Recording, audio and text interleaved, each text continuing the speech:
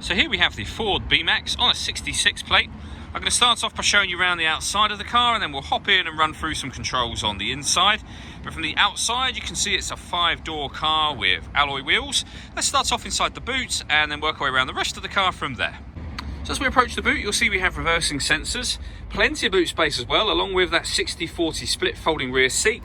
And then underneath this tray section you can increase that boot space even further should you wish to. Okay, so we're just going to work our way back round to the front of the car, and then we'll hop in and run through some controls on the inside. But now that we've done a full circle of it, you can see it's in excellent condition the whole way round.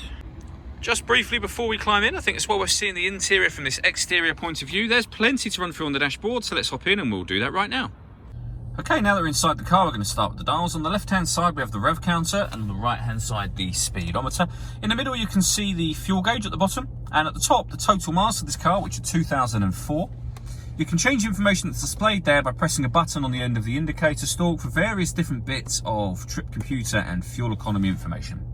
If we back out to the steering wheel, on the left-hand side here, we have the stereo controls, and the button in the middle is the voice activation for the phone. So you could hit that button, ask it to dial anyone in your contacts list, and it will do that for you without you having to remove your phone from your bag or pocket. That is, of course, once you paired up your phone, and that is done by hitting the phone button and then following the instructions on screen up here. For now, of course, we will cancel that. When it comes to music in this car, we've got FM radio, as you can see. There's a couple of FM frequencies and then a couple of AM frequencies, and then we're around to the digital radio. We've got a couple of DAB frequencies as well, and then back round to the beginning again. If you want to listen to your own music, you can do that via the CD player. This car's also got auxiliary and USB input. You can see the USB input there, and once you paired your phone, you'll also be able to stream your music wirelessly via Bluetooth audio as well. Working our way down, you can see the CD player just there, the volume for the stereo, and the buttons I was using just a moment ago are here. Below that, we have air conditioning, so you can adjust the fan speed, which you can hear there, the temperature. You can determine where you'd like the air to be distributed within the car. Once you're happy with those settings, that button turns the air conditioning on or off. It's on at the moment, so off or back on again.